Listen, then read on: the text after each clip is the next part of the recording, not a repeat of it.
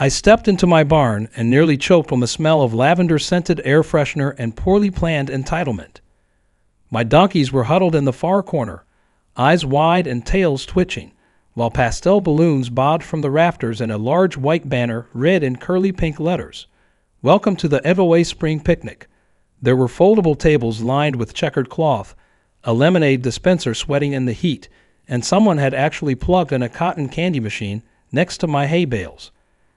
I blinked, then blinked again, but it was still there, a full-scale community event unfolding in my barn without a single word of permission, explanation, or even a heads up. To understand how we got here, you have to understand Karen. And no, not the kind of Karen people laugh about online.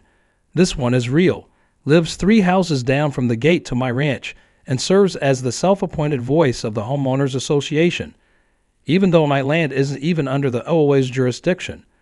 That never stopped her. If it had a fence, a rule book, or a passive-aggressive flyer taped to it, Karen considered it her business. And apparently today my barn was her business too. It started earlier that morning when I noticed a stack of folding chairs leaning against my fence. I thought maybe a neighbor had mistakenly dropped them off until I found more signs. A roll of trash bags labeled Karen's Cleanup Crew, 3 cases of bottled water sitting under my peach tree, and a stack of HOA-branded picnic hats. I called her, straight to voicemail. By the time I walked up to the barn an hour later, it was too late. A crowd was already gathering.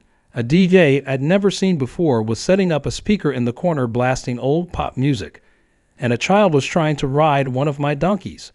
I stopped him just in time before Biscuit, my most temperamental and misunderstood donkey, could bite the kid's sleeve off. I calmly told the child to step away, only for Karen to march over in her floral sundress and tell me I was ruining the community mood. "This is private property," I told her, trying to keep my voice from cracking under the ridiculousness of the moment. "This is not an FOA-approved venue." "Oh, don't be so rigid," Karen scoffed, waving her hand like she was brushing away a leaf. "It's a barn. People love rustic settings. I emailed you last week." "You emailed me?" "Yes," she said, puffing herself up with that signature blend of arrogance and cheap perfume. "Well, I meant to. It's not my fault if it went to your spam folder." I stared at her deadpan. "You did not ask. You assumed. And today of all days you chose to hold a picnic in here?" She rolled her eyes. "It's sunny, it's a weekend, and I needed a space. Your barn is perfect. Don't be such a grump." I took a breath, held it, then released it. Today is donkey vaccination day. That stopped her for about 3 seconds. Then she laughed like I had just made a bad joke. "I'm serious," I said. "The vet is scheduled to arrive in an hour. You're standing in the middle of a biohazard zone. These animals are going to be tranquilized and vaccinated today, and they don't do well around strangers or loud music or toddlers with juice boxes." Karen tilted her head as if I'd spoken in another language. "Well, maybe you can reschedule." "No." She blinked. "No? No, Karen." She turned on her heel and stomped off, leaving the conversation as if that somehow meant she'd won it. Meanwhile, more families were arriving.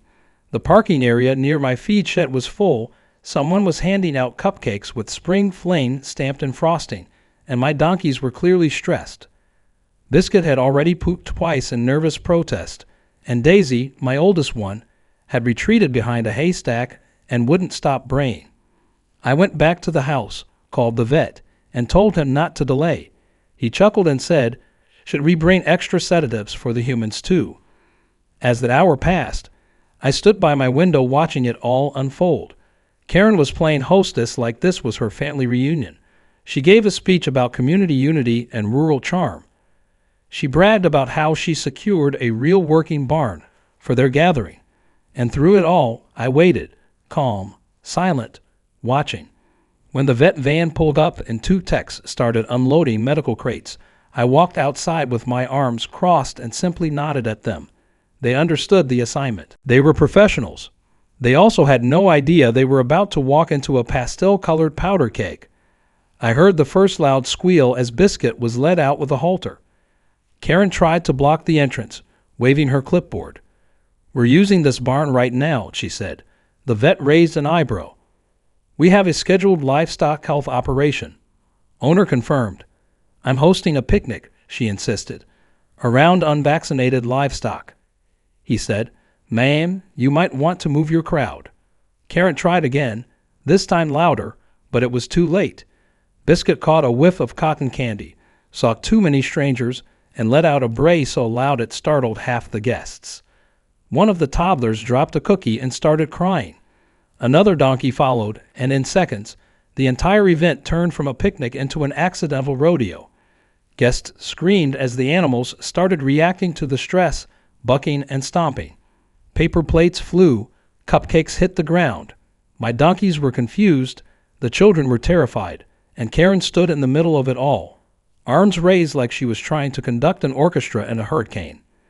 I stayed by the barn door, arms folded, expression unreadable. I wasn't angry. I wasn't laughing. I was simply letting nature and negligence take its course.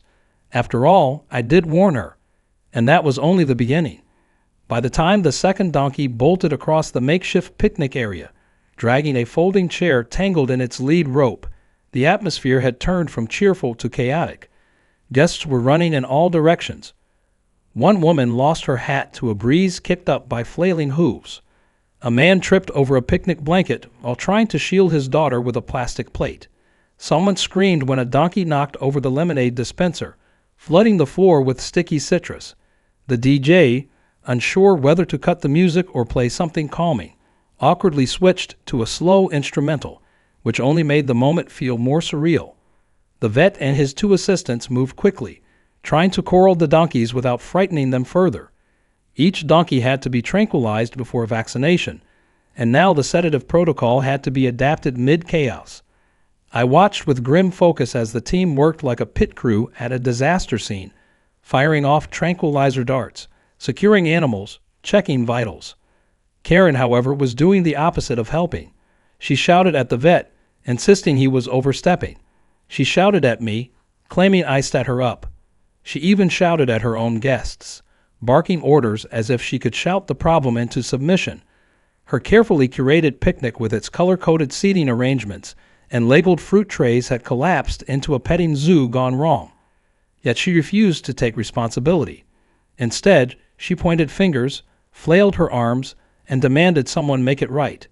The moment reached its peak when one of the guests, a woman wearing sandals and carrying a baby in a sling, began sneezing uncontrollably.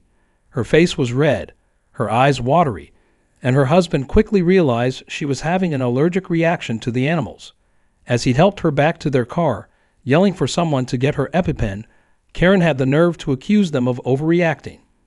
All around us, kids were crying, parents were cursing, and the vet was now administering shots behind a makeshift barricade made of toppled tables.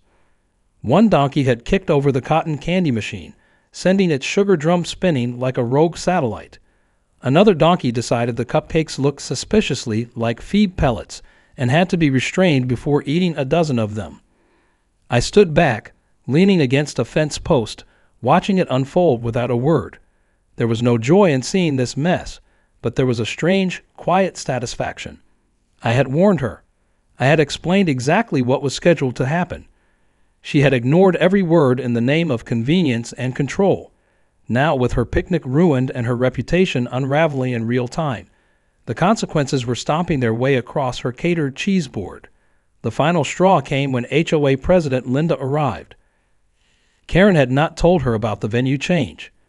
Linda stepped out of her SUV wearing heels and pearls, took one look at the scene, and turned slowly toward Karen with a face of absolute thunder. Karen tried to recover, welcoming her with forced cheer, but Linda cut her off with a raised hand. "You did not get this authorized," Linda said flatly. Karen sputtered, trying to spin the story. She claimed it was an oversight, a miscommunication, that she had sent an email. Linda was not buying it. Neither were the dozen or so guests now covered in animal hair and frosting. One of the vet techs approached me quietly and asked if I wanted them to continue or delay. I told them to finish the vaccinations. The damage was already done, and stopping now would only make things worse for the animals. They nodded and returned to work, calm and professional in a sea of madness. By late afternoon, the barn was a mess. Decorations hung in tatters. The floor was covered in hay, feathers, spilled drinks, and the remains of what had once been an ambitious charcuterie board. Most guests had left. Some muttered apologies, others left without a word, embarrassed or angry or both. Karen, however, lingered. She stomped around, barking instructions to no one in particular, snapping pictures of the scene with her phone as if she planned to file a report. She marched over to me, red-faced and seething. "This is your fault," she hissed. "You should have told me this would happen." "I told you exactly what would happen," I replied calmly. "You ignored it. You let this happen on purpose. You set me up." "No," I said. "You set yourself up the moment you decided to use someone else's property without permission." She shook her head, muttering something about legal action and property access rights, but I had already turned away. The vet finished up, loaded the animals back into their pens, and gave me a thumbs up. Biscuit, surprisingly calm after the sedation, gave Karen a side eye before dropping a fresh pile right in front of her expensive flats. She stepped backward with a shriek. Later that evening, when the sun dipped low and the chaos had quieted, I sat on my porch with a glass of iced tea and my old shepherd dog lying by my feet. The barn would take a few days to clean. The fences would need patching, but the donkeys were vaccinated, the vet had been paid, and Karen's disaster had played out just the way karma intended. I knew the storm wasn't over. Karen would come back. She would file complaints, spin stories, twist facts, but the truth had been witnessed by too many, and I had video footage to prove every word of it. Cameras I installed after her last stunt. Cameras she forgot about. And the best part? I hadn't even needed to raise my voice. All I did was let her write her own downfall in pastel and glitter. By the next morning, Karen had already started damage control, and like most of her efforts, it was loud, unnecessary, and wildly miscalculated. A white SUV pulled up to my property just after sunrise, and out stepped Karen with a stack of papers in one hand and a sour scowl frozen on her face. She marched toward the barn like she still owned the place, ignoring the muddy footprints, the crumpled decorations, and the lingering scent of disinfectant. I was already there, tossing feed into troughs and checking on the donkeys, who were blessedly calm now that the chaos had passed. Karen, of course, did not knock, call out, or wait for acknowledgement. She simply strode in and waved the papers in my face. "I am formally documenting this incident as a breach of community cooperation," she declared, as if she were reading from a playbook. "These are photos and testimonies. Several families were traumatized. Children were crying. People are demanding refunds." I looked at her, then at the stack of papers, and then slowly leaned against the barn wall. "You do realize none of those people were supposed to be here in the first place." "You didn't say no clearly enough," she snapped. "Karen, I said no the moment I saw you decorating my barn." "Well, I assumed you'd come around," she huffed. "Besides, everyone agrees it was mostly your fault." I asked her who exactly these everyone people were, and she listed 3 names, all close friends of hers from the HOA board. Not one of them had been present long enough to witness the stampede. 2 of them had already left by the time the donkeys started their jazz routine through the cupcake aisle. She thrust the papers at me again, as if expecting me to take them like a naughty child receiving detention. Instead, I motioned toward the security camera mounted near the barn rafters. Karen's eyes followed my hand, and when she spotted the blinking red light, she froze. "That thing was rolling the whole time," I said. "Every word, every donkey, every scream. I've got it backed up to the cloud and already downloaded. Would you like to see the part where you told the DJ to turn up the volume while the vet was shouting for everyone to move?" She tried to recover, tried to play it off, but her face betrayed her. There was a flicker of panic in her eyes. She knew what that meant. I could see her mentally scrambling through every sentence she had uttered during that event, trying to remember what damning words she had spoken into existence. Later that day, I did exactly what I knew I needed to do. I compiled the footage, cut out the unnecessary parts, and sent a copy to HOA President Linda. Within an hour, I got a reply, a short one, just 3 words. I saw everything. By evening, the neighborhood group chat was on fire. Someone had shared the video publicly, and it had already started making its way into the inboxes of concerned residents. Comments poured in. Most were appalled, some were amused, and a few had turned the donkey stampede into memes. Someone even gave Biscuit his own fan page, complete with a photo of him mid-leap over a picnic table. Meanwhile, Karen was suspiciously silent. No fiery responses, no defensive paragraphs, just silence. But the silence didn't last long. The next day, I found a strange piece of paper taped to my mailbox. It was a crude document, clearly homemade, with a bold title that read, "Temporary Event Permit." It bore a poorly copied HOA seal and was signed by Karen herself in handwriting that looked like it had been written mid-tantrum. She had even included a paragraph claiming the barn was part of the shared community resources. That part made me laugh out loud. I hadn't laughed like that in days. The barn, along with the acreage it sat on, had been deeded to my family for generations. The boundary lines were drawn in ink older than the HOA's founding charter. But Karen wasn't finished. Later that afternoon, she returned, this time with someone in tow, a man in a cheap suit holding a notary stamp and a folder. She marched up the driveway as if on a mission from some invented authority.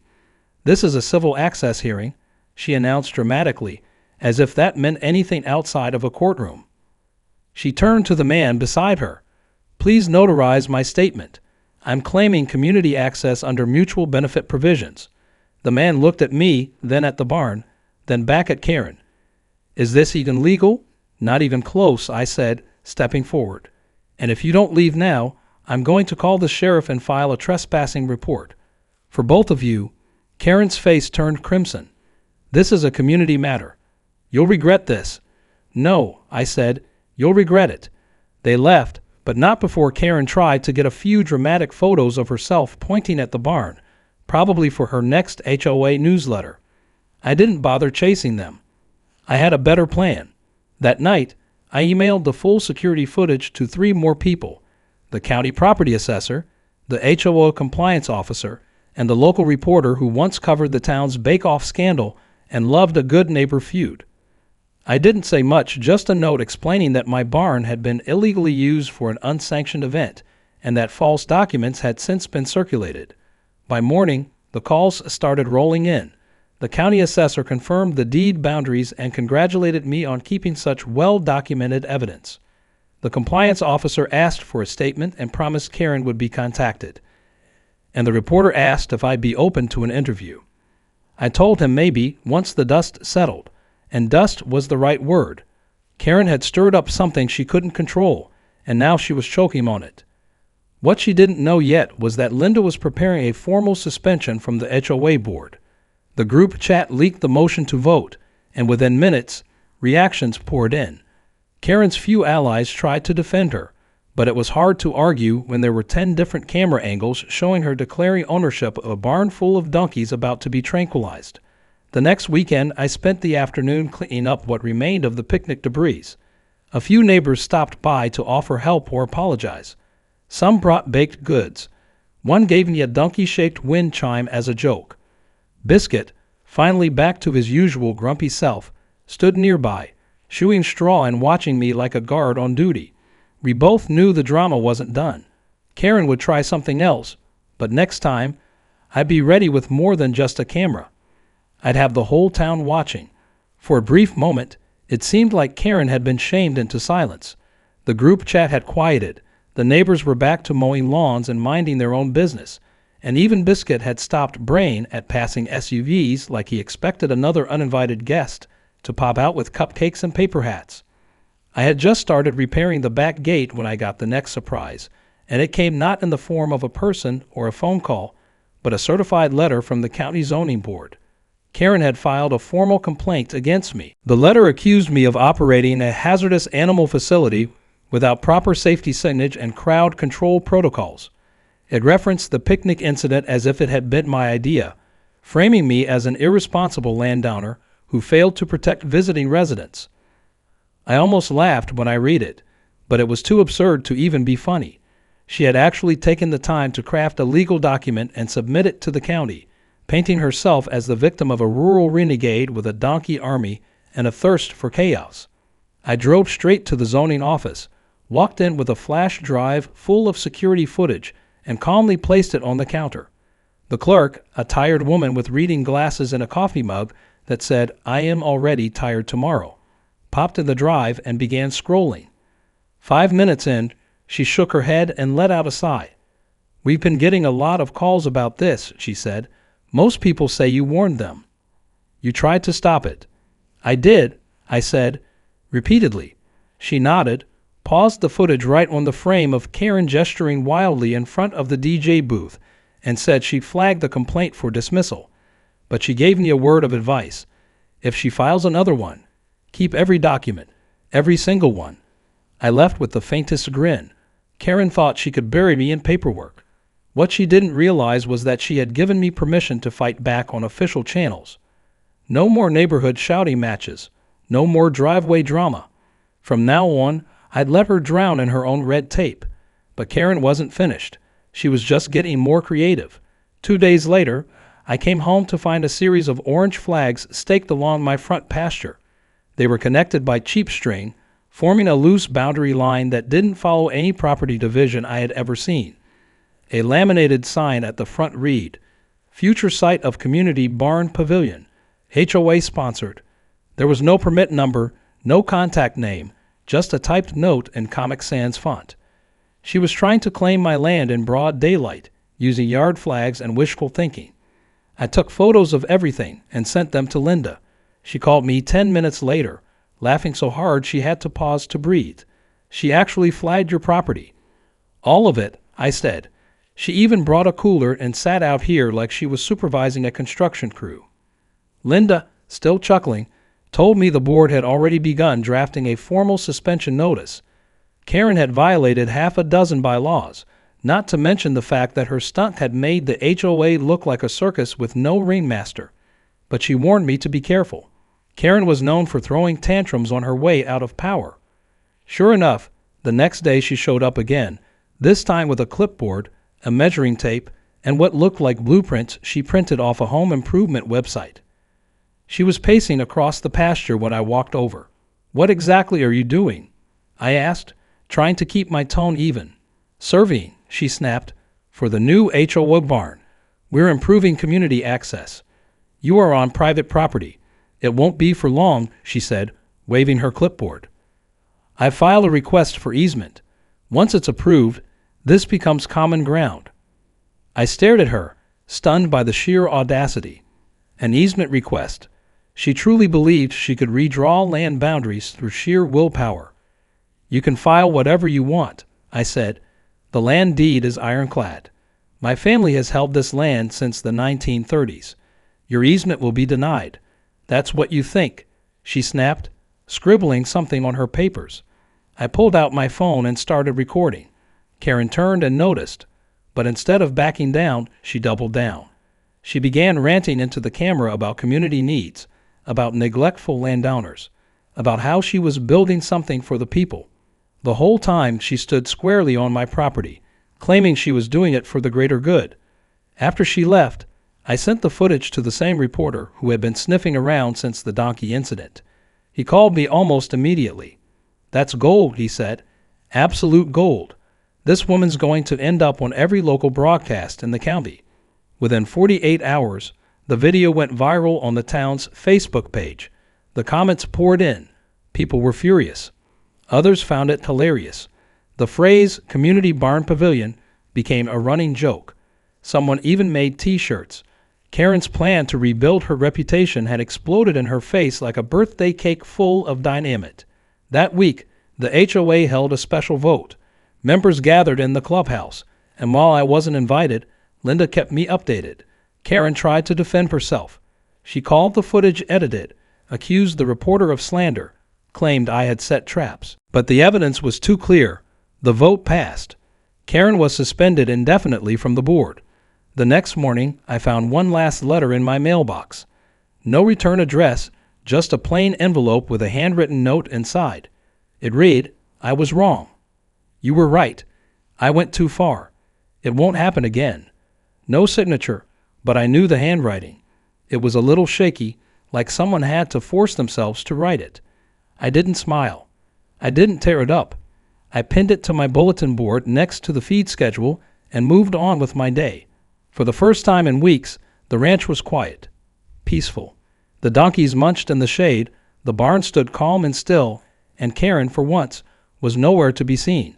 Spring passed and summer rolled in quietly, like a sigh after a long storm.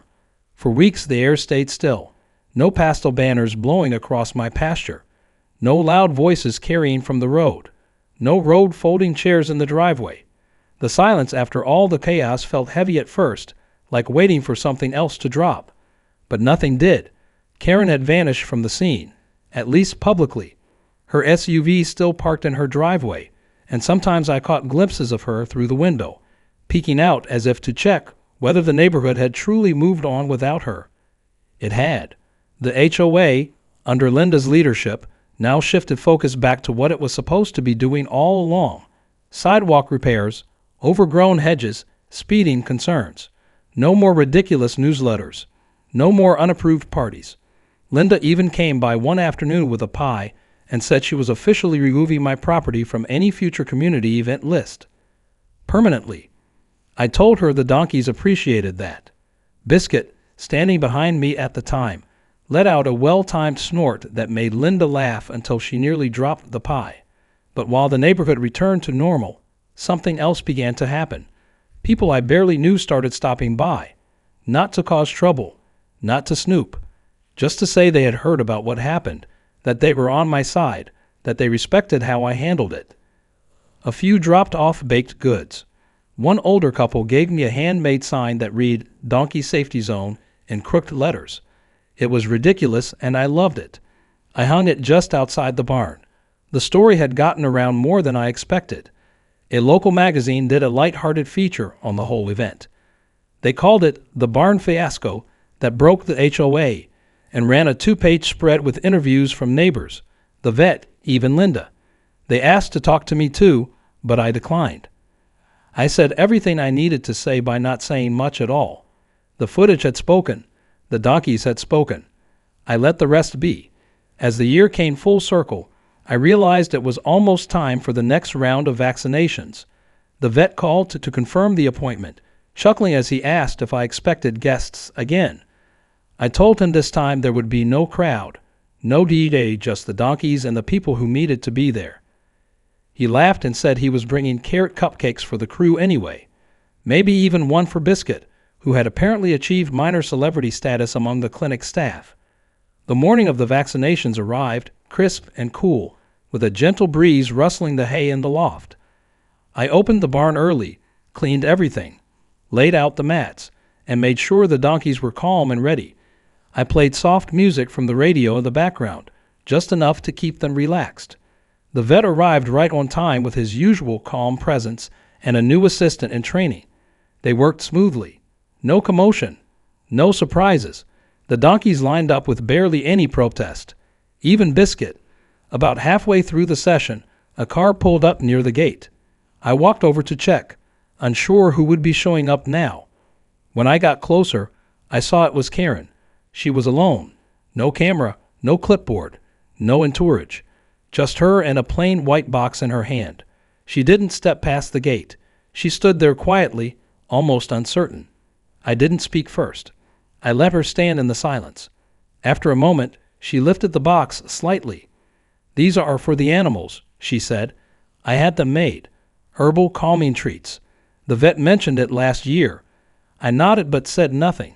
She seemed nervous, like every word she spoke was being weighed before it left her mouth. "I know I caused a lot of damage," she said finally. "I thought I was helping the community. I realized now I was mostly helping myself and hurting others in the process. I didn't come to start anything.